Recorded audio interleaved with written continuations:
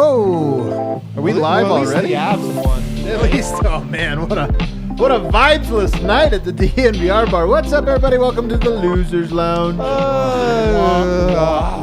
Man. Presented as always by DraftKings Sportsbook. Did we at least make money tonight? Absolutely not. Yeah, I didn't make any money. We should have known. We should have known I lost better. 2 units tonight. We should have known better. This was a vibeless day. It was going to be a vibeless night as the Nuggets fall to the Orlando Magic. I say this, they only lost by what? 104, 11 points, 115, 104. They only lost by that amount. It felt like 100. Did it not? It did. It did. But there are some things that we need to discuss in this one, including the Nuggets on the road. Are they just terrible on the road? The Nuggets bench. Are we sure that this is going to be solved by Thomas Bryant? Lots of stuff to get to. And then, of course, Aaron Gordon has his game of the year in a wasted effort. To help me suffer alongside with me, I've got Harrison Wind. The only good news tonight, Nikola Jokic shot over 50% from the field. Let's go. The streak is alive. Oh, my God. We're still going. I was sweating it, man. I was sweating it too. He was on fire from I three. needed and cold something from tonight other than Aaron Gordon. It's so true, man. I needed that. I know. We do have, the silver lining segment today would be very, very short. But maybe we'll do it anyway. Over here, I got D-Line. I am here to help you suffer. Just FYI, Adam. That's why I'm here. In life, you mean? This is the low point of the season. Oh, God. It is. Vibes line. You think it's the low point This of is the season? the vibes low point. Oh, Do you not remember the I was going to say, rivaled only by 2 weeks ago. rivaled only by opening day. Opening day might have actually been the low point. Opening night watch along was probably That the was low the- point of This the is a new season. segment on the Losers Lounge. Was this worse than? Was this worse than when your dad? I'm not saying I don't have a poor outlook for things to come, but just all things considered, this was a rough day for the psyche of Nuggets Nation. Definitely a forgettable day. And then over there, Superstar Dev. What a vibeless night. There was no point where I was I hear an excited echo. about this game. Nothing was good here at all. Oh boy, is Very there a lot not to get fun, to. Unfun. Some quick programming note: we did do a trade deadline special, so this is actually our second podcast of the day. Third. If you want to hear, we did a pregame show. Yeah. But if you want to hear extended thoughts about the trade deadline, both what we think of the Denver Nuggets' moves as well as around the association, including Kevin Durant, you'll get our extended thoughts on that one. We will talk a little bit about it, obviously tonight. But if you're looking for that specifically, you're going to want to go there.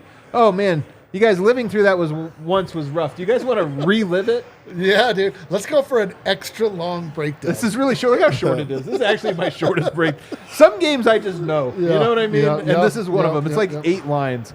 12-0 start for the Nuggets. Hey! You guys, everything was working. The defense was working. I have a note on here. Great rhythm to the game. Good That's Lord. funny. Rhythm is a dancer.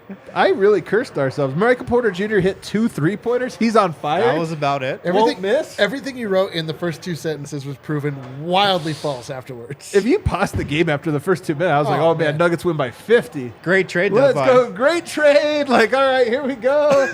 Nuggets inspired because of it. It was the end of the good feelings that you'll feel.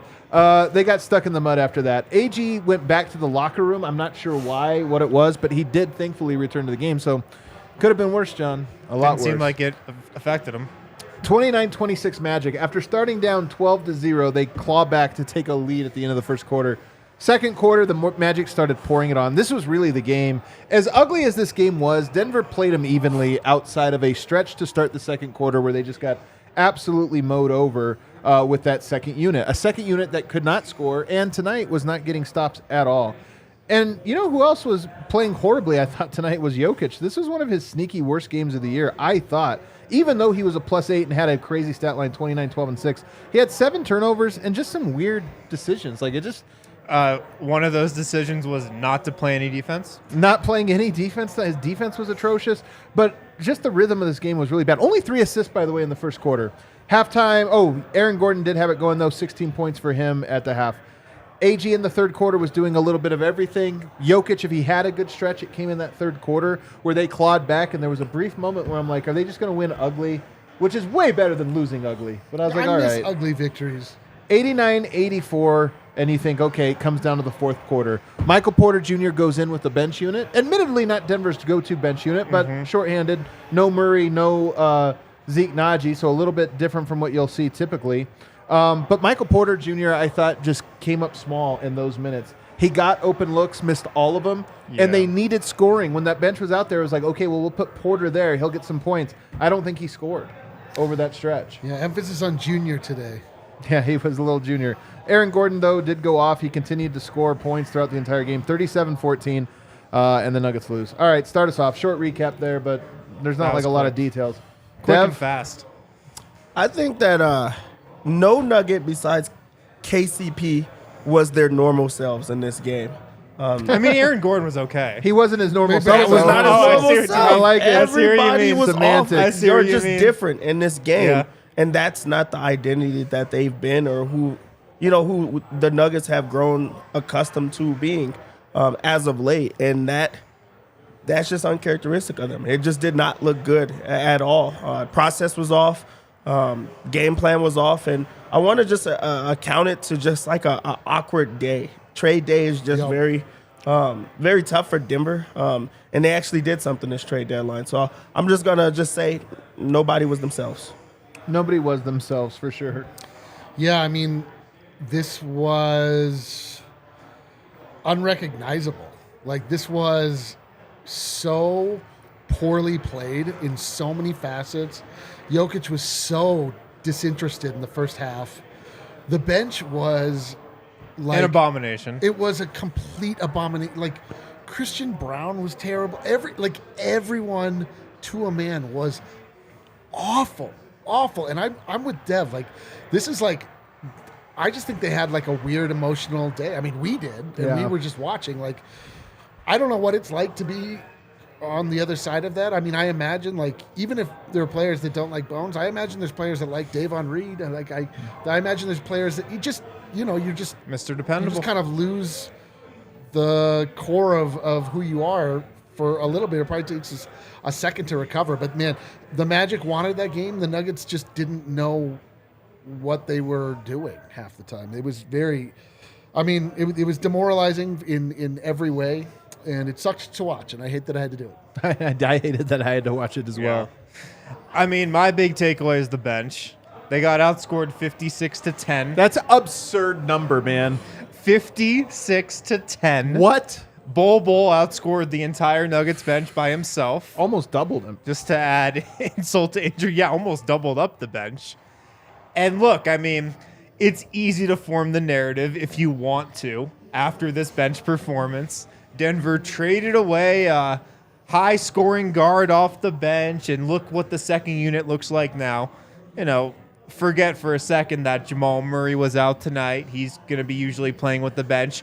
Also, the bench had looked pretty damn good the last week without Bones Highland. Right. So, I mean, you can make that connection if you're really reaching for it. But, all in all, I just think this was the first game after the trade deadline, which is always a weird game. You're usually without one player at least if you've made one move or something. And it was on the road in Orlando, a team that they always have trouble with. It was an embarrassing performance, no doubt. The bench looked awful. I'm going to quickly forget about this one, though. For sure. Apparently, the Magic did not miss Mo Bamba. They lost him. They're like, let's have the best game we've ever played. Do you think they even noticed he was gone? I mean, he is suspended right now. So true. I'm with Harrison. My big takeaway is the same here. I don't think that this is going to be a particularly meaningful game. I think a lot of people are going to ascribe a lot of meaning to it. Yeah. And now the next game becomes somewhat meaningful because it's like it's a palate cleanser. You don't want to Against start a trend. another shitty Southeastern Division team. But I don't think that this one carries a whole lot of weight to it for all of the reasons that you stated. It was an abnormal rotation just to begin with. The circumstances clearly were a little bit odd, and I'm not trying to let them off the hook. Like, you're a championship team. Every team has these, even the championship team, like, teams that go on to win a championship. Yeah. But you definitely don't want to see them very often. And this was one where we hadn't seen it from Denver for a while. They lost a couple games to good teams or whatever, but we haven't seen it for a while. And to see it tonight, you're like, that was a tough one. And I think Jokic tonight is the one that, like, I don't want to say who am I most let down by, but like Jokic to me sets the tone. Murray brings the tone sometimes, but Jokic often sets the tone. And there was just so many moments tonight where I was like, Jokic, like, grab that rebound or make that play. You can do it, and the team will rally behind it. And I just felt like his energy of everyone's was a little bit strange tonight. Let's start with Aaron Gordon, though. 37 points, 14 rebounds, 3 assists, 1 steal, 2 block. That is probably a top 5 stat line of his career, honestly. I know. He had a monster game. Yeah. He really wanted this. Like, he really wanted to show them what they were missing in South Florida. He's done that. What is Denver's record against the Orlando Magic since Gordon came over? I swear it's like 1-5 or something like that. And it's always him having a great game and everyone else being like, whatever, man. Whatever. Yeah, it's actually brutal, like, to see that he cares so much. And this is a guy that, like, he gives it his all every single time that he's out there. He's willing to go to bat for his teammates. He's willing to lay it all on the line. And then this is the one game that truly matters to him. And guys just, like, shit the bed for him. They do not back their guy. They don't care in those same ways. He was the only one that seemed to have full effort, that was truly trying out there. I mean, you can't knock him on his effort. He even stepped away from himself. He's doing step back threes, side step threes. He's trying to grab boards. Like, he's doing it all out there. So you want guys to rally behind that. It does not matter who the team is. He's up for the occasion, and we saw it in this game. It's kind of crazy that you can lose a game when your third best scorer, maybe whatever, has 37 points. Like, that's 7 points. When AG gives you 20 points, it's kind of like, oh hell yeah, he contributed above. The starters scored. The starters scored a lot. I mean, all of their points. Literally 94 of the 104 points. All of their points except 10. But AG tonight, I mean, it was nice to see him have just such a big game and to do the things that he had to do in this game. On the flip side of that, I thought Michael Porter had one of his worst games of the season. So bad. 3 of 16 from the field, 3 of 12 from 3, and man, they were such good looks. He hit 2 threes right off the bat. I was like, it's going to be an all-timer for Porter. It was in the other direction. Right. And something that Michael Porter's been doing recently is he's been taking it to the rim. And he's even been passing up, like, open threes. I think maybe too many open threes over the last, month or so, and trying to go to the rim, trying to initiate contact. We've been talking about how he definitely looks more athletic. He looks more comfortable with his body, more confidence in his body. And tonight he pretty much just hung out at the three-point line. Yeah, what even sucks about it is that's the perfect game for Michael Porter Jr. Every shot he took seemed open. Yeah, he had open looks the entire time. I can't fault his shot selection too much tonight. The shots just was not falling in this one. And also when shots stopped falling, he didn't get to the rim. He's getting the ball stripped. He's not, fighting for boards and trying to make it in different ways. And even there was times where he was lost on defense. Like, this was old Michael Porter Jr. in this game. And it's easy to say now that they lost by so much, but it just didn't seem the same as what we've been seeing from him. And we also saw, do you want to talk about the walking to the bench? There was a little bit of a... I wasn't going to. Go ahead. No, well, why not? I mean, I was just going to... there was a moment where Michael Malone looked to be attempting to coach him up about help side defense, and Michael Porter Jr. just walked right past him, didn't Michael even Malone, look in the eye. Hit him, and he didn't even really turn. He just went straight back to the bench. Very disengaged, very, I don't know. It wasn't great to see. And not coincidental to me, he's the one that came out and was most vocal about not wanting to lose Bones. Like, I think that there is an emotional toll. Like, maybe he played a game that was not up to his standards, and we're watching human beings, I definitely have most days where maybe he's just upset about Davon Reed. It could. Listen, maybe it's a joke. But it was both, though. What do we say? What is his shooting? What is the shooting competition? Oh yeah, MPJ, his little shooting group. Bones, MPJ, Bones, Davon. Yeah. I mean, they're honestly and truthfully, I think this. You want to know something funny? MPJ calls Davon Devon. He was talking about that at practice when he had that quote, and he was like, "Yeah, it's me, Bones, and Devon." It's like Dev, you know, you Is can it say his name Devon any way you want. a Maybe good it's like percent? that, you know? It could be like that. Real quick, though, I think that when you have a trade deadline and then you have a letdown game, there's naturally, I think you want to make a connection. Oh, they must be this or that. They must be protesting this. They must be protesting that. I don't think that is the case, except for with the exception of Michael Porter. I do wonder if there is a little bit of that for him. Like, he shot so poorly So tonight. poor. I don't think he was protesting. I just think he was Right, affected. that's what I mean. I'm not saying nothing deliberate. I'm just saying, yes, emotionally weighty. Like, I don't know. My personal opinion, based on, you know, everything I've heard about the circumstances, I don't think this was like that is true for most of the guys, you know, Jokic, Gordon, whatever. But I do wonder if with Michael Porter, if it was.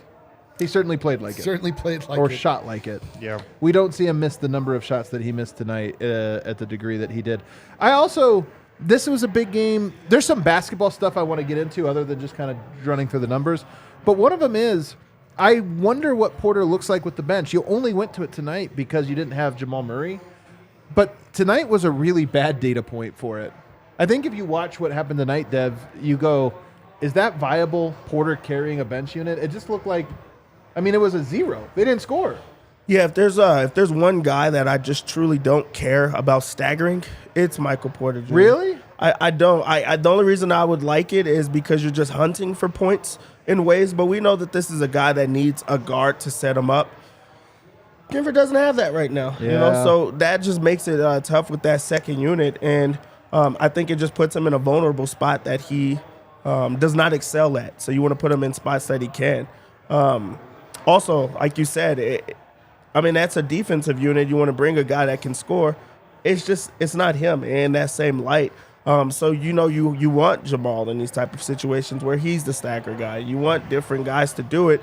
They gave it a chance, and I think that right now is a time to look at different staggering units. That one did not work. No, it did not. Yeah, I really like Ish Smith as a veteran on this team. I've enjoyed talking with him. One reason I hope the Nuggets look to add a point guard is I don't know if I can watch Ish Smith for another 20-something games if he's in the rotation. Can we have to get a point. I don't know if I can let's do pause it. that and talk about it in the second segment. But first, we do have a king of the game. We do have a king of the game that I forgot to get everyone to. for watching that. That's everybody that watched it. No, it's yeah. Aaron Gordon. Look at that. It's what it is. Look at I'm that telling crown. you. The crown keeps getting bigger. So it also is like kind of going through his forehead. For every 300 likes, we'll make the crown even bigger. I think at a loss you get a tiny little Yeah, that little was baby a little crown. minuscule crown. Although he Again, had the yeah, that great crown game. is going through his forehead. This crown is killing him. All right, let's take a break. On the other side, Bruce Brown at point guard. How did that go tonight? Not great, Bob. You're like, see, on the other side of the break, we'll tell you how you played. It was bad. You're free to do whatever you want. Backus and Shanker, guys. Backus and Shanker wins for Colorado families. When you get hurt, Backus and Shanker is here to help. They've been helping those seriously injured in Colorado for more than 25 years. And one of the coolest things about Backus and Shanker is they're free until they win your case. You don't pay them a dime, a nickel, a penny, until they win your case for you. No fees unless they win your case. They've won over $1 billion for their clients. They have neighborhood offices in Denver, Aurora, Englewood, and Fort Collins. Backus and Shanker helped with all kinds of injury cases where you weren't at fault. Car accidents, motorcycles, rideshare, pedestrians, trucks. They can even help you if you're injured at work. Call us at 222-2222. Easiest number ever. 222-2222 to find out if you have a case for free. Backus and Shanker wins. Also, our friends over at Illegal Pete's. We got a location just down the street here on Colfax. Illegal Pete's, the big game is coming. Oh, the big game. Illegal Pete's is your This go-to wasn't the spot big game? for all the pre-game materials that you need. Fuel up for an intense game with delicious burritos to start the party. Start it with one of their signature margaritas on happy hour all day. That's right, happy hour all day on February 12th. Watching the game from home, Illegal Pete's will bring the party to you. Feed your whole crew with customizable Burrito boxes, famous chips and queso, or party margaritas become the real MVP of the big game this year with Illegal Pete's. Check them out. Let's go. All right, back here, segment 2. Real quick note on the Orlando Magic. They're a weird team. I actually think they're a little bit better. They're like the Thunder to me. I was gonna say, I actually tweeted this night, the two teams that I feel like give the Nuggets the most trouble, the Magic and the Thunder. And why is that? What do they have in common? Length. They play hard and they have a lot of length. An enormous amount of length. And here's the thing real quick. They beat the 76ers earlier in a pretty big game. They are 3-1 against the Celtics. They're 2-0 against the Warriors. Sleeping Giants? They're Best one team in in the league. They're 1-0 against the Clippers. Like somehow they're good against the good teams in a weird way. Yeah. But I do think that the length aspect of today is a really big. Like, why was Denver so much on the perimeter tonight? They were scared to go inside. I remember one play in particular where Christian Brown got to the defense. He had a wide open layup. I mean, not wide open. He had a defender in front of him. I forget if it was Bull or Wendell Carter or who it was, Right. but he passed down, a layup attempt against one of those guys and just kicked it out. And that was kind of like a microcosm of Denver's night on offense. Yeah. Man, I've blocked more people today, I feel, than I have, honest to God, man. Who are you, People Bull? talking, people talking, people are like in their feels today. This you is, know? I'm telling and you. I understand it. I'm telling you, this is a low vibes point for the Denver Nuggets. All things considered, it is not a reference point for how things are going to go forward, but today feels very weighty. Yeah. It does. It's not, It's but it not, feels it. but it does feel it. Yeah, it definitely feels it. Let's talk about Bruce Brown at point guard because we've seen it a lot this year. Tonight it looked its worst, I think, that it has for quite a while. What do you make of Bruce Brown? And I mean, we talk about buyout candidates, Dev, but the default option is Bruce Brown running the second unit. What have you seen from him recently? He's not a backup point guard. And I mean, and it's transparent. And it's been that way for a long time. It's just that he has not been the focal point. Now we're starting to see it with not playing Bones. I think it's just tough to be a backup point guard on this team just because that second unit can't really score. So it's just all about defense. And if you're not locking guys down, if you're not scoring, you get to focus on those type of things. He's not a setup guy. He's not, that type of playmaker. And that's what this team needs. They need a guy that's going to run the offense, that's going to get them in their sets. And I feel like we've been spoiled with guys like Monte Morris. He's been their backup for a long time, and he's a serviceable backup. He's a starter in the league right now. So I think it's tough to be that, albeit Bruce Brown, Bones Highland, Facu, you're just going to have a tough spot. But as far as Bruce Brown, I don't see it. It's just not a backup point guard, and they desperately need one. What'd you think, Wind? Yeah, I mean, for Bruce Brown to be effective at point guard with the starters in a situation like this, Jokic has to be the point guard. Yeah. And when Jokic doesn't have a high assist night and isn't having a command over the offense like he usually does and kind of just leaves it to Bruce Brown, that's just not a winning formula. The good news is when this team is healthy, when Jamal Murray is playing, Bruce Brown doesn't play a lot of point guard. He comes off the bench, but, ideally, Jamal Murray is going to be that guy. It was a tough night for Bruce for sure. He's not a natural point guard. He's just not. Can he play it in a pinch? Yeah. Do you want to rely on him to play point guard? Hell no. But, Eric, they don't have one other than Ish Smith, so does that mean the Nuggets need to add one now through the buyout market? I mean, yes, they need a backup point guard. They need a backup point guard, somebody to run that second unit, somebody to. That second unit was so unbelievably helpless and hapless, and it was. I mean, the great irony and comedy of this is that somehow we trade Bones Highland, and then Christian Brown steps in with the worst plus minus of the team, a minus 22. But they just can't do it. There are no initiators on that second unit. When they stagger Michael Porter Jr., that's a guy that needs the ball given to him in the right place at the right time. You stagger with Jamal Murray, that's a different story. But this is what I've been saying. They have to have more pieces. They need a bigger war chest. They need other guys to rely on if a Jamal Murray has a sore knee, if whatever the case is, they just need more soldiers. They have to get a backup point guard. They have to. How much of this tonight, Dev, do you think was just that Murray was out, Zeke was out, and it put pressure on a team that already just moved bones, didn't have Thomas Bryant yet? I think, we're not going to be harping on how bad the team looked. If Jamal plays, I feel like they win that game. Just because you have more. You have something with that second unit. You can score the basketball a little bit more. But what I do feel like is there's still a glaring hole, and it's the lack of a bench unit. You're not going to have Jamal out there every single second. You're still going to need a backup point guard. You're still going to need a guy that can run that unit, and they don't have that. And it's not to just say that like Bones was that, because he clearly wasn't, but it just goes to, I think, bring the attention to that's a tough spot to be in, is being a backup point guard on a team that just does not have a unit that can score. Yeah. Like, you're going to be inconsistent if you're the backup point guard. You're going to have nights like Bones had. I think that the defense, warranted like him not playing as much and being traded.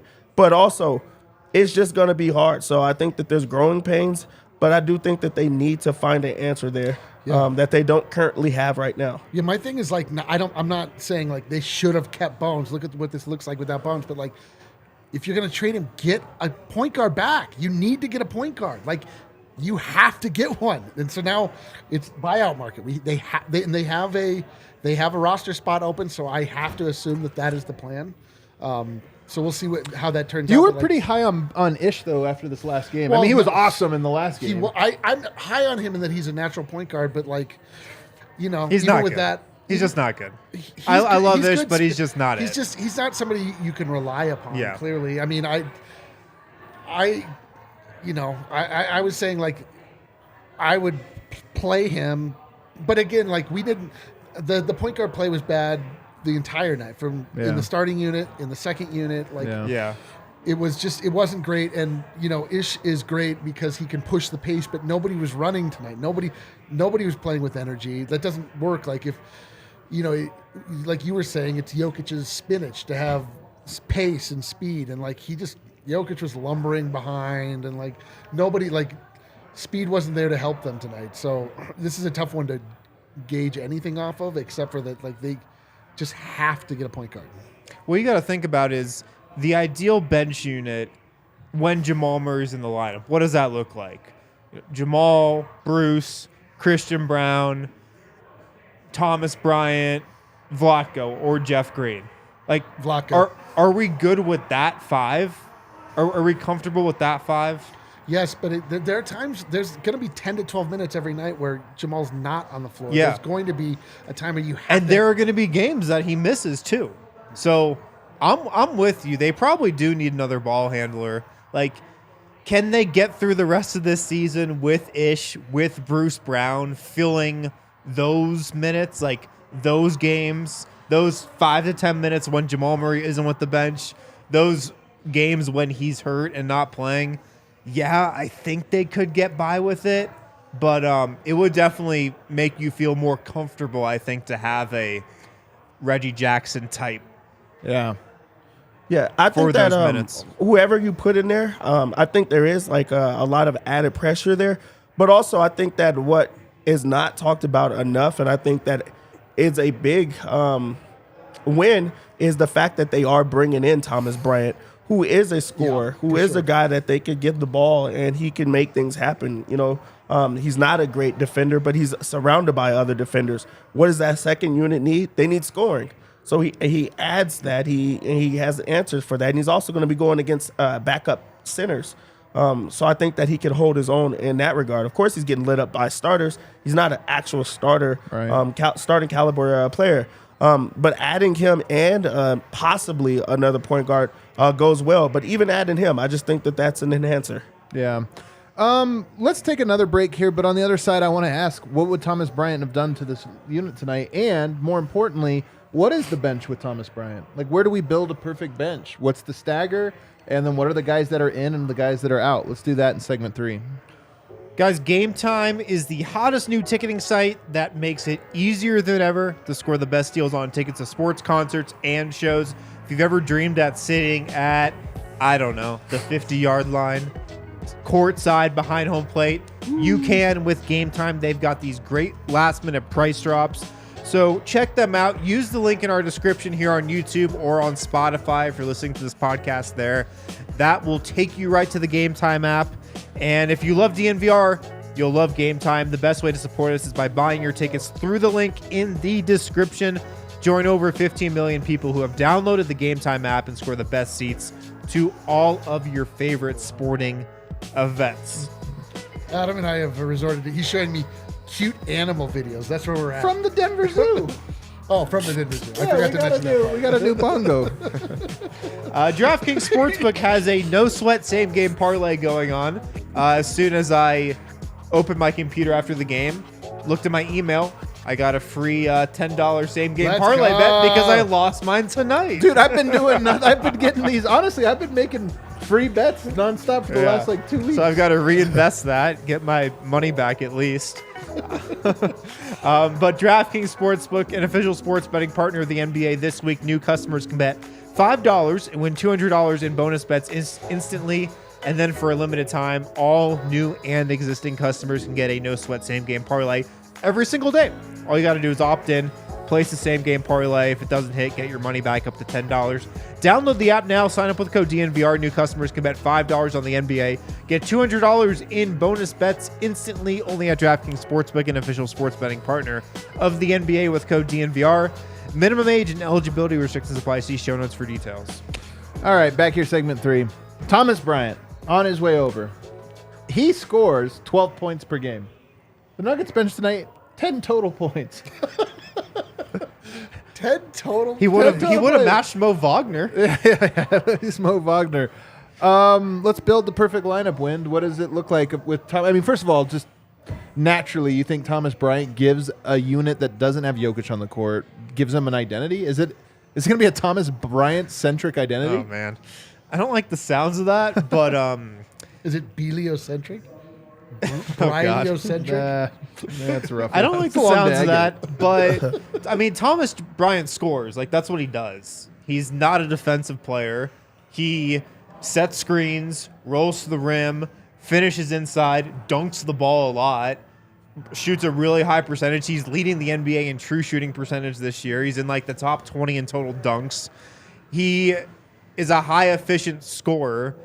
And he plays within himself. He can kind of shoot the 3 too. But, yeah, he puts points on the board. That's what he does. And so, yeah, if you have him out there, at least you have, like, something you can fall back on a little bit. The Thomas Bryant pick and roll. Because nights like tonight, when you're rolling out a bench of Ish Smith, Jeff Green, Vlaco Čančar, Christian Brown, and Michael Porter, you've got no identity with that group.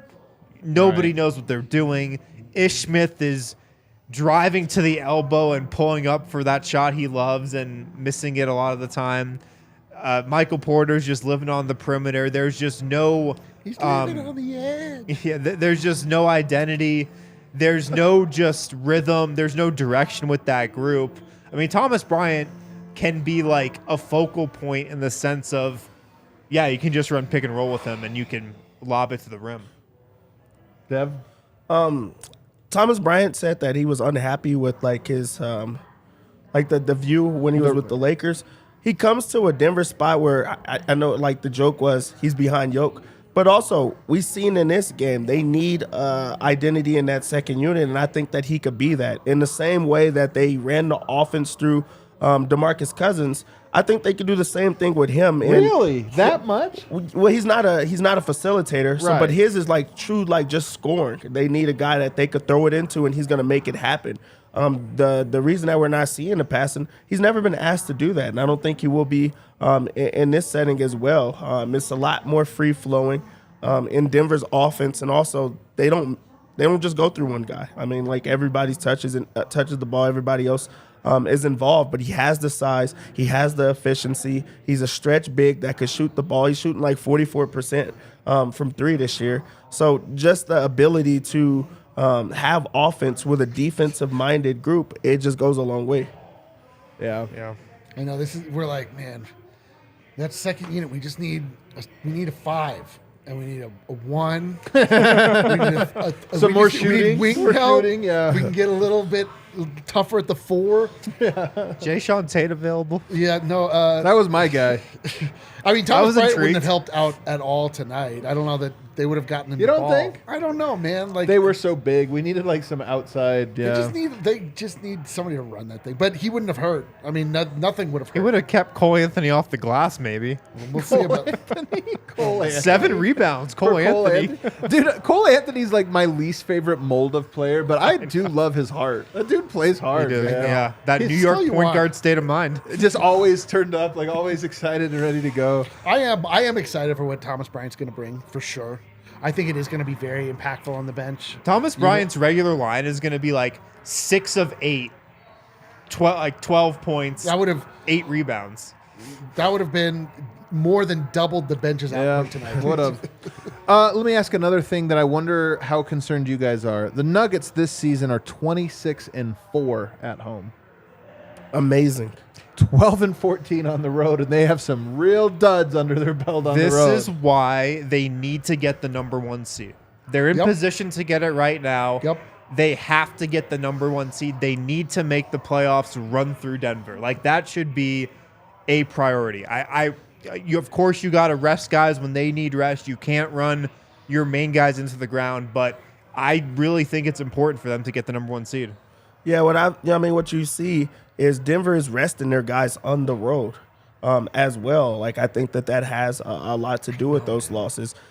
It is also bad that they're taking those losses against not good teams on the road, but that goes to show just they're not as focused or they're not playing with the same type of confidence or care. So, but back to what Harrison said, that's why it is important to get that home court advantage. They put it in their heads that that's what they want. That's what they're into, and that's where they're locked in. So it is concerning for sure. Do you have it up there? Are there teams that have winning records on the road?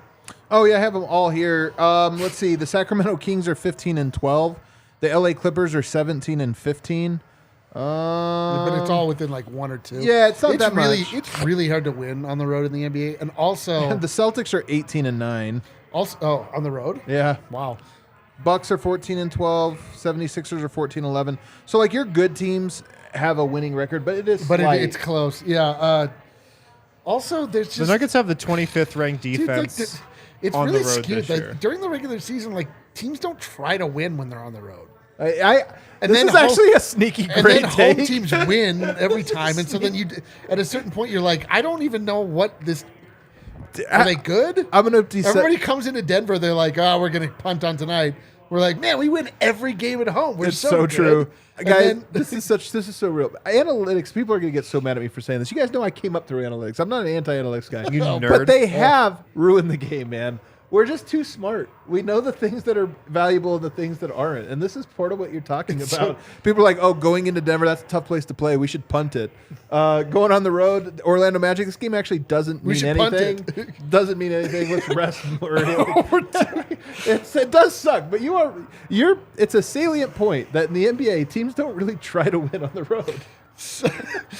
this is just a reminder. Stop watching the NBA. This is for me. Stop, Nothing Eric. matters. Watch this right back when you watch this back through later Tonight does not do not matter watch the at NBA all. anymore. This game actually does not matter. It very much doesn't. at all. You It's mean the the low- game of Because the first basketball? game I after the agree. trade deadline never Yeah. matters. Although, you want to know the most memorable first game after the trade deadline? What was that? Nobody? When Aaron Gordon. No. When? Well, that one was good. Wasn't the 7 because of the trade? Oh yeah. The 7 happened right after they traded all the guys. That's why they only had Stop 7 invalidating players. my point. And meanwhile, now we're looking back. The most meaningful game of the Yeah, year. now we look back and Utah's game like, that defined this era of Nuggets Utah's like, basketball. who cares? This Yeah, game doesn't yeah. mean anything. We're like, yeah, it's all hard. It means everything. Utah's like, it's cold. Hey, in all sincerity, though, here's the thing that I think the Nuggets are getting back in when we look at Kevin Durant going to the Suns in particular. The Nuggets are going to win a championship fueled End of sentence. Make that the end of the sentence. fueled thoroughly by Inat. It's And true. they lost it a little bit by being the number 1 seed, and it's the Midwest and everything else. And I honestly think there's a little bit of the silver lining to the Nuggets this season, where it's like, you know what? They're somehow the 1 seed. They have a 2-time MVP, maybe a 3-time MVP, and yet they're like everyone is now counting them out. That's perfect. They're going to be back to under the radar. They're going to be back, and I honestly think it's the right place for them to be. Yeah, they're back in the spot that they feel most comfortable in. Fraud backs City, against baby! the wall. Yeah, Fraud City. You get to discredit Jokic as a true MVP. They're out west, but they have a chance to lose to whoever the 8th seed is. Like, it's just going to go back to what everyone thinks, what everybody's used to. And it was uncomfortable being that number 1 team with the everything. I didn't like myself. The whole target on your back and things like that. Now you just get to go back and you want it. You said that you're not. That's truly where they thrive. So, I mean, we're here. We've already been here. We all know what it is. We're here. We're here. Yeah, if you wanna understand what that looks like, tonight was a game of not. Aaron Gordon went back to his old team. Yeah, you're right. Had the chip on his shoulder. He's like, "Oh yeah, oh you're gonna give up on me? You're gonna talk smack on me? I'm gonna score like an ungodly number of points in an embarrassing loss." But I'll show you what it's all about. That's Do all the Nuggets Nuggets need to not be there. love Aaron Gordon?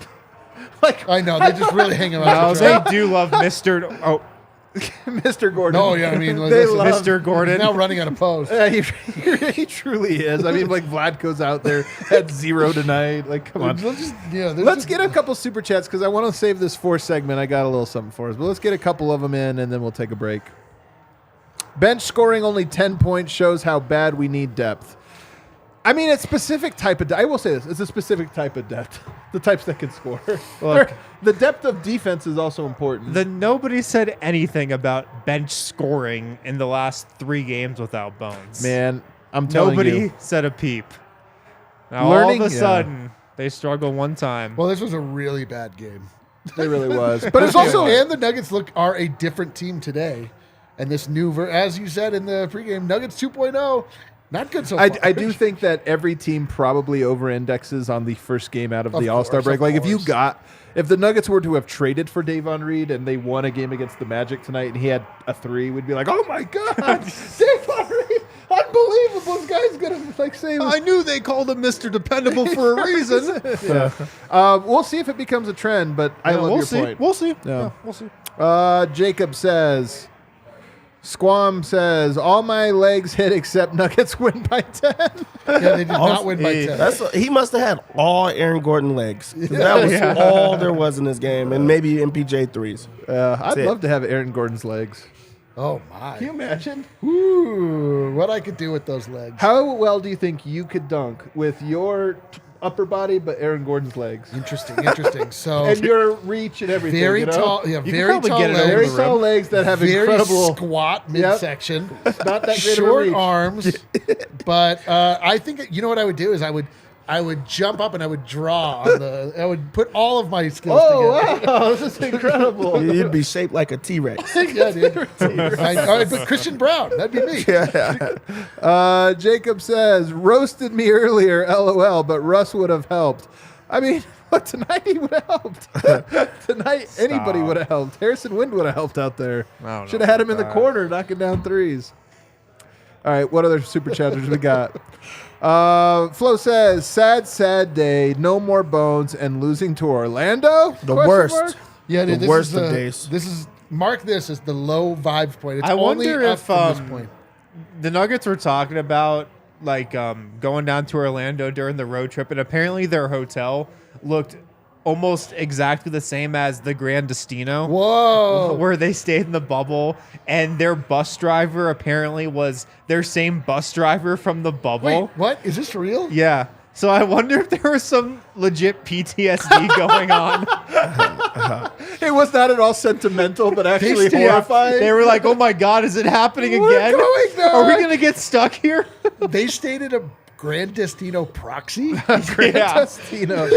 Probably, yeah. If you were in the bubble for 100 whatever days it was, Oh like, my would you God, never go dude. back to Disney World? Of course not. Even with your kids and stuff, I'll you're like, never- I'm sorry, we're not a Disney family. I'll never ever go back to again." my elementary school. Really? You're actually not allowed back there. It's scorched earth for me. Everywhere I go, I'm never going back. Scorched earth everywhere he leaves. All right, what else we got? See, now we're picking up. This is why you guys hang out in the losers lounge. Oh yeah, dude, we're back. Another Jacob, a different. It was like the third Jacob. He says the Nuggets were an artistic representation of the front office trading bones for garbage. All right, well, It's true. tonight, you know it what, was an Jacob? interpretive dance Tonight, this was an interpretive dance. of a bad trade bad deadline day. night. Absolutely.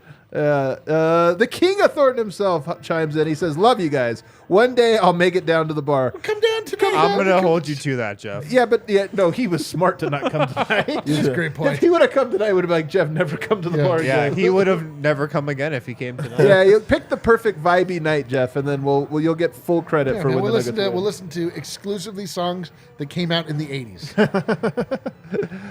Tony says Eric has made great takes all day today. All day, straight Yeah, bangers. this is one of those Straight shows where bangers. people are going to look back and say Eric's the only one who made any good points. Yeah, Because he's Yeah, the most dude. upset about the Bones trade.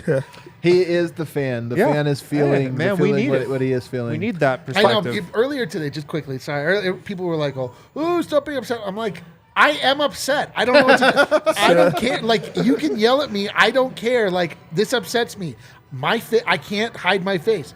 I don't know what you want me to do. The thing that's funny to me is when people are like, you shouldn't get upset over like a sports like this or that. And it's like, What is the point of any of this? Or I saw one that was like, yeah, you shouldn't be attached to players. And I was like, it's weird to not be. I know. You're like, oh, I like number 7. Yeah, like Number always refer 7. to them. Oh, look at number 7 made the ball go in the basket. Oh, that's pleasing to me. Off I go. Sports are fun. You've gone this rant a lot, but it is fun because you like over emotionalize Yes. trivial things. You're supposed to put your fucking emotions in sports. That's the whole point of them. You put bad emotions that don't serve you in life into sports, and then you get mad about trading Bones Highland, who in real life wouldn't want to hang out with me. I like him a lot. He doesn't want to hang out with me. I'm an old man. But like losing him, it's just like I like when it's fun. I like when He was a guy sports you are liked? fun. Yeah, dude, it's fun. And when things are not fun, it makes me upset. And then I go home and I'm fine. Yeah. And then he's fine. All right, what else we got? Last one. Five-ish says, super sticker, bear-shaped Thomas Bryant jumping out of an airplane and landing into Ball Arena with a sign saying Nuggets Nuggets 2.0. And Let's cut. go. That is the opening scene for Cocaine Bear. There it is right there. Opening scene. Let's redo that one from the top. From the top. All right, let's take a break. On the other side, guys, now that the dust has settled on the trade deadline and we see the new teams, it's time for us to re-rank who we hate the most. Oh, Let's go finally. to the haters ball in segment That's 4. it, dude. This is the Schadenfreude that we need to Find the bring haters ball back, for us, dude. Kale. I don't see a read for this last break, but I'm going to throw in a DraftKings pick of the week here Why not? to just fill some time. Okay, I got one. Minnesota at Memphis tomorrow. Minnesota's plus 8.5. I'm going to take Minnesota plus 8.5 because they got rid of their locker room cancer. Oh, They my did. They God. got rid of D'Angelo Russell, who is a terrible teammate. I've heard. who hated Rudy Gobert, who they needed to move, and now they have Mike Conley, a great teammate, who's also going to play in Memphis in his first game and with will Minnesota. undoubtedly hate Rudy Gobert again. No, he likes Rudy Gobert, Mike Conley. do you know So this? I'm going to take Minnesota to cover for the DraftKings pick of the week. All right, I like it. You're going for the Timberwolves. Man, this got worse. Yeah, It this is got not worse. bad. This is bad. I'm also taking the Suns, the Oh, Lakers. I don't know. I'm picking Patrick Mahomes. I'd the you rather MVP be of taking Super the Bowl. over Grizzlies? 50 points. I'm going to go with Embiid here. Maybe he's not so down on Minnesota anymore on the pecking order that we're about to get to. Hey, Oh, maybe, boy. maybe he is. All right. Do we have the haters ball, Kale? No, we don't have the haters ball. What a Wait, shame. down. Wow. Bad. This is really down bad. In case you didn't hear, Kevin Durant went to the Phoenix Suns What? to join. First time hearing of And this. the worst part is they didn't even get rid of Campaign. They didn't even, you know what I mean? They didn't get rid of Chris Paul, the guys that. So they're just super hateable now. The Lakers yeah. added D'Angelo Now. Russell, who I've never. I mean, yeah, they used to be so lovable before. Here we are. We got some teams that have somehow gotten more hateable. But Eric, nobody hates like you do. Oh, that's why I'm here on Earth. Who now is your most hateable team in the Western Conference? In the Western Conference? Oh, it's the Phoenix Suns with a bullet. More than the Lakers now. They've surpassed them. The Lakers to me are like hapless and foolish. I don't like. I almost pity the Lakers in a way. Like I don't fear them. The Phoenix Suns, like, just got through this thing where it was like they stumbled all over themselves. They got to a place that was unearned by just adding Chris Paul to a team that was like unable to do anything beforehand. And then Chris Paul aged comically quickly, and then it was like, you're right, back to where you belong. And then they just doubled down, and now they're higher than that, and that makes me angry. I hate them the most. All right. Do you agree, Phoenix Suns, Dev? Absolutely. They have to be the number one team. And then they bring over Kevin Durant, that snake. They bring him over. They're going to be good, so you just hate it. You hate it in every single way. Maybe they and suck. You already didn't like them. Then they get rid of the two most likable people. It's true. That everyone likes, and that just doesn't make sense. Like, who doesn't like Mikal Bridges? Yeah. So now they're in a really tough spot. So it has to be them. Here's the thing. The basketball gods really are the worst. They really are. But we appreciate. I curse the basketball gods. Oh no! Oh God. Here's the reason, man. That Suns team, you're right, was soulless. They blamed DeAndre Ayton for everything. They wouldn't give him the extension. Then they match it anyway just to be even bigger dicks. They're just a-holes, and somehow it got rewarded with them getting an even better, more talented player. But then let's go to the other side of this. KD is on the Warriors. He leaves them because he's like, yes, that Steph Curry team ball is all BS. It's really my ISOings that makes it work. Forms the world's worst super team that has ever existed. Totally flails out because everything about it was horrible. And what is his punishment? Back to the favorites down in the Western Conference. Like, nobody deserves anything that they get in the NBA. No, definitely not Kevin Durant. He doesn't deserve anything he's gotten in the NBA. I'm with you guys, and I hate to say it because I hate the Lakers. I have for my whole life, but at this very moment, the hate in my heart is biggest for the Phoenix Suns. No I question. even watched their show yesterday, giving them shout-outs, trying to show them. We know those PHNX guys, they work hard. We know, whether we hate Phoenix and everything about them, we just know what it's like to be an entrepreneur, to like have to pour so much stress and everything into a startup and this or that. So you give them a little hype at a big moment, like trying to make sure that they succeed or what have you. And yet I watched the show, and what are they doing? Clowning the goddamn Nuggets. Wait, I'm like, what? How are they clowning the Nuggets? oh man, Calling us frauds? telling you, Fraud not- City alert? Not worried. And those not front worried. runners. Those front runners, I swear to God, they were down so bad, and then it just works out for them over and over and over again. All right, they're number one. Number two, D-line. Memphis Grizzlies. Anything is possible Man. because they are Phoenix Suns 2.0. In that they, what I hated so much about the Phoenix Suns previous was that they were boisterous with nothing behind it. They were, again, they come out, they were super theatrical, working out after games, all that stuff. The Memphis Grizzlies come out and they like have their little dance. Freaking their- bums working out dude, after before- games. yeah, little dance. Malika Andrews I makes, love when you do the dance. Eric's dancing. it's and now I mean they've been smited. They've been humbled. They've been smited mightily ever since then. So it's kind of hard to like. I mean, I feel bad actually hating them that much because they like the universe. is Watch out. turned on Somebody's them. going to point a red laser at you. Watch out. Yeah, there's like there are some questionable character things happening, which makes it pretty hateable. But yeah, Memphis number 2. Dev. Absolutely number 2 for me as What? well. Really? Wow, you guys are on a First real off, we wavelength already know there. that I hate them. I'm a hate player Ja hater Morant. on that way. First off, let's just think about like the fact that Ja Morant came out and said he's good out west. Yeah, that was annoying. And the basketball gods was like, watch this. Like, that's what they were on the entire time. the basketball gods pointed the laser. And then from there, they've gone 2 of 8 in their last 10 games. They're in allegations. They're like fighting with like analysts courtside. Yeah, they're fighting with Shannon Sharp. Like, they're doing everything in the world. And they think that they still have the biggest target on their back.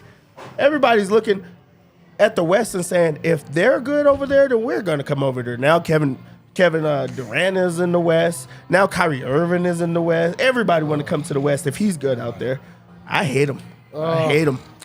Is this crazy to you? I feel like this one's a little high. For me, it might be the Clippers.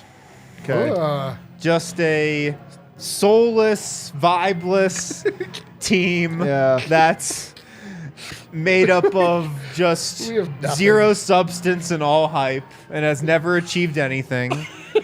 And I guarantee you, based on the moves they made at the deadline, all those media types, all those media hacks that Yeah. vote in that media poll Yeah. that's probably coming out again post-trade deadline Yeah. are going to talk themselves into the Clippers one more time Yeah. Oh, it's not the last time. They'll do it again. for them to do absolutely nothing in the playoffs again. Let's stick to the script here, though. Memphis, do you have hatred for them? I dislike them. I dislike them as well. I'm anti-Grizz. I can't put them ahead of the team I would have had, but go ahead. Third. Lakers. All right, so the Lakers have fallen to 3. This is the lowest the Lakers have ever appeared at the Haters Ball. Yeah. It took a monumental shift. Like, they really had to trip all over themselves. If I was worried about the Lakers at all, they'd be much higher because LeBron James is so hateable at this stage of his Yeah. career. Anthony Davis is just a comedy show of hate. They are, but I honestly don't even know who the Lakers are at this exact moment in time. Malik Beasley. I Jared like, Vanderbilt. I like Malik. They're the Nuggets, is what you're saying. Yeah, they're I don't know, but it's just like I hate the Lakers. Are you kidding me? I do too. It's like it feels misplaced in a way. It's like I want my hate to be impactful. I want it to Mean help or something. hurt the Nuggets. Yeah. You know. I will always hate the Lakers. Let's go. Always. So I love the 'Cause fact you're a that good person. they're losing games. Also, on top of that, now that LeBron has the record, I just want them to just now not even care. I just want them to just pack it up. What if LeBron just packed it in the rest Oh, of the I season? really the need best. that. I'm telling you, my favorite thing in the world would have been like, during the actually, quarter. all He retired at He the end. kind Of of did, though. yeah. He scored 2 points after that. but he was just done. Like He's going to be like, actually, all this subtweeting of Rob Pelinka was just a facade. I just wanted to get the record he in. and Kareem coast. Abdul-Jabbar embrace and then walk off together and in the tunnel, never to be seen again. All right, do we have a fourth? Is there a big drop off after these 3, or do you have another? team you hate? Dude, I mean the Mavericks are making a play. Why? Kyrie Irving and Kyrie doesn't bother me like he bothers everyone else. I just have an easier job of being like, we haven't played them yet, so we'll see what happens. oh, you don't like him as a player. yeah. I mean, anybody who runs from the grind like Kyrie and Kevin Durant did, they go up in my hating chart for That's sure. the entire league, though, man. Right now, It's not the Nuggets. mine is Damian Lillard. Are you right there? Is Dallas 4 for you? I mean, I just go back to hating the first 3. Like put it I on just the right rinse and answer. repeat in this situation. Like I really don't hate Kyrie yet. You know, like there's nothing. Luka's great. There's nothing else there. So I just go back to like, damn, I hate the Memphis Grizzlies. I just go back to it. Yeah, that's a good one. I don't feel anything. Do you hate the Dallas Dude, Mavericks? What are the hiccups? You know why? You cursed the basketball gods, and they immediately Oh no, eternal hiccups. they immediately gave you hiccups. That's exactly what happened. Do you hate Dallas? They're just like not real to me yet. Yeah, They need to become real. Trying to think of if there's anybody else in the West that I I think it's hate. just the Clippers are 4, and then after that, maybe the Blazers because they're fans. I don't hate the team, but I do. Soft-ass But fans. their fans were very annoying. Hit that outro music, Kale. We have any more super chats that came in? All right, everybody. the Rockets kind of hate them. It'd be funny if that was your next hated team. They're pretty. They're high for me. I like watching. I'm I like surprised watching they them. didn't even get a mention from you. I really like them. All right, that does it You today. would. What a long day. Nuggets Nation. Bro, Nuggets are in first place. I know They have a two-time Does not MVP. feel like it. Does not feel like it. I know, but I'm telling you, put a little context in this. It's fun to ride the sea of life Sure. in the NBA season. Sometimes there's a dip in that sea. That's where the Nuggets were tonight, but we'll see if it's meaningful. They've got the Charlotte Hornets coming up on Saturday. That should be a win. Hopefully we get Jamal Murray back. We didn't even talk about the fact that he's missed now a couple games in a row because of this inflamed knee, which could be its own concern, but you know what? Brighter days are ahead. Thomas Bryant's on the way. Should make his debut for Save us. us, Thomas. We're off tomorrow. If you want to hear more got a about our Bryant from the analysis Lakers. of the trade deadline, go back and watch the show from previously. Everybody else, we'll see you Saturday. Let's go.